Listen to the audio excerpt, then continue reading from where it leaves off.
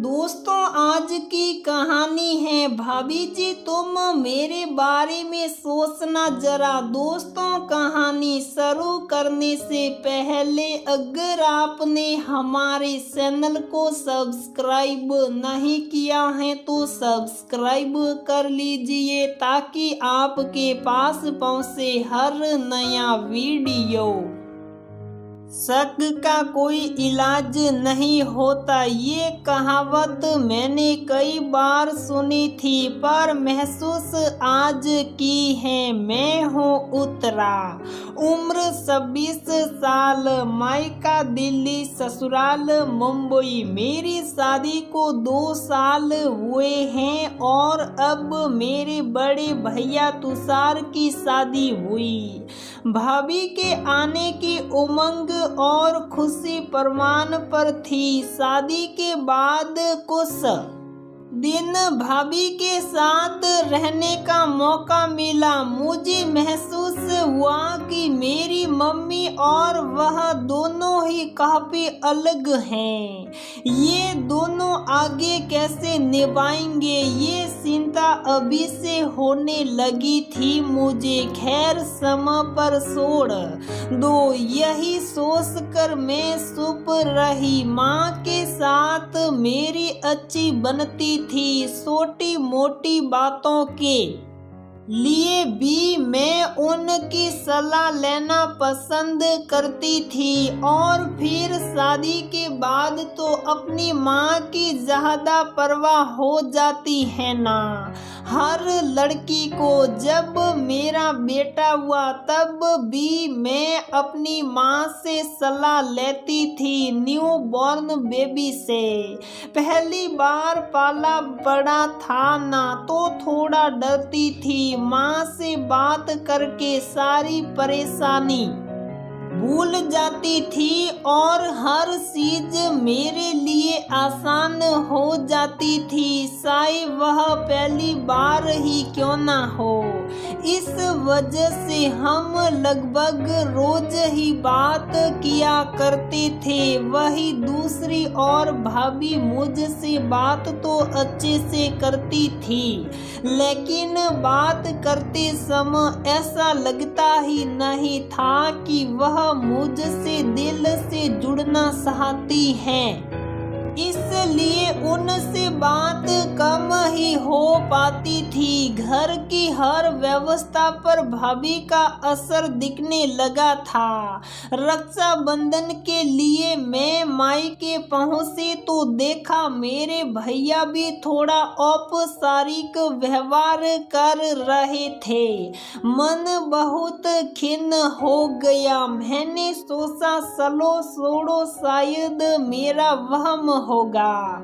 शादी के बाद इंसान थोड़ा तो बदल ही जाता है। त्योहार से एक दिन पहले मम्मी ने भैया से कहा, तुषार उत्तरा को रक्षाबंधन का गिफ्ट दिलाने जाना है ना, आज शाम को जल्दी घर आ जाना और हर साल की तरह तुम लोग शॉपिंग करके आ जाना। तब भैया ने कहा, माँ सुम्मी पहले से ही ले आई हैं। माँ को यह सुनकर समझ ही नहीं आया कि क्या कहे। फिर उन्होंने मुस्कुराकर कहा, अच्छा कोई बात नहीं, ले आई हैं तो बढ़िया है। मुझे भी कुछ अजीब सा लगा क्योंकि हर बार भैया मुझे साथ ले जाकर गिफ्ट दिला कर लाते थे। फिर इस बार ये बदलाव क्यों? क्या भाभी हमारे बीच में आ गई थी? फिर ये ख्याल तो झिड़क दिया और अपने मन को समझाया कि उत्तरा थिंक पॉजिटिव। 2 दिन और वहां रुक कर मैं अपने घर लौट आई। उसके बाद भैया भाभी से बातचीत कम ही होती थी। मेरे पति मेरी इस परेशानी को भांप गए। एक दिन उन्होंने कहा, तुषार भैया से बात करके देखो, चलो हम सारों ही कहीं घूम कर आते हैं। मुझे भी उनका विचार बड़ा अच्छा लगा। शायद इसी बहाने दूरियां कुछ कम हो जाएगी। भैया को फोन लगाया तो उन्होंने जाने से साफ इनकार कर दिया। तब मुझसे रहा न गया और मैंने उनसे पूछ लिया कि भैया आखिर बात क्या है, आजकल उखड़े उखड़े क्यों रहते हो, मुझसे कोई गलती हो गई क्या? उन्होंने जो कहा वह अविश्वसनीय था। देखो उतरा, तुम मम्मी को ज्यादा फोन मत किया करो, हमारा घर डिस्टर्ब होता है। मैं अवाक रह गई। ना कुछ बोलते बन रहा था ना ही सुनते बन रहा था। भैया बोलते चले गए, तुम्हारी भाभी को लगता है कि तुम और मम्मी जाने क्या खिचड़ी पकाती रहती हो। वह इस कारण बहुत परेशान रहती हैं। तुम तो समझदार हो ना, अब तुम्हारे साथ नहीं, मम्मी को सुमी के साथ ही उम्र भर रहना है। इसलिए तुम अपना घर संभालो और उन्हें अपना संभालने दो, इसी में सबकी भलाई है। ओहो, तो ये बात थी। भाभी को लग रहा था कि मैं और मम्मी उन के खिलाफ कुछ बातें करते हैं और मैंने ही उनको मम्मी से दूर रखा है, जबकि असलियत ये थी कि आपसी तालमेल बैठाना उनके ही हाथ में था।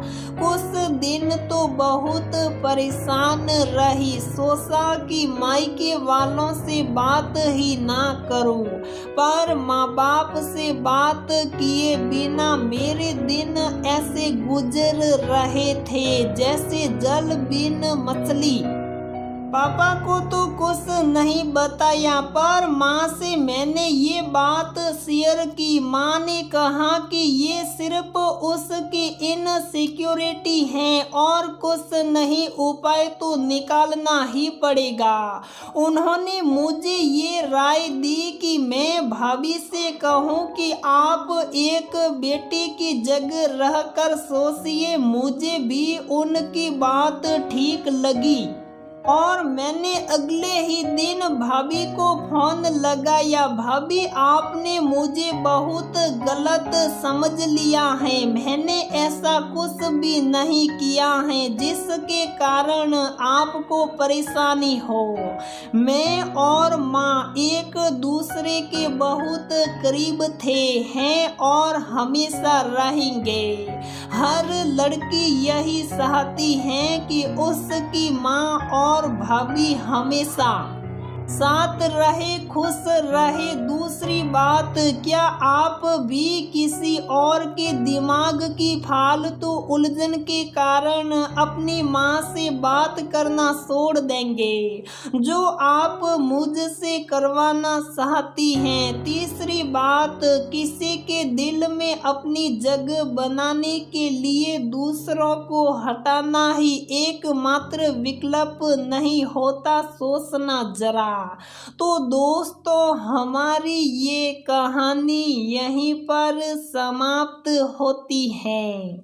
अगर आपको हमारी ये कहानी पसंद आती है तो प्लीज वीडियो को लाइक करें, शेयर करें और हमारे चैनल को सब्सक्राइब करें।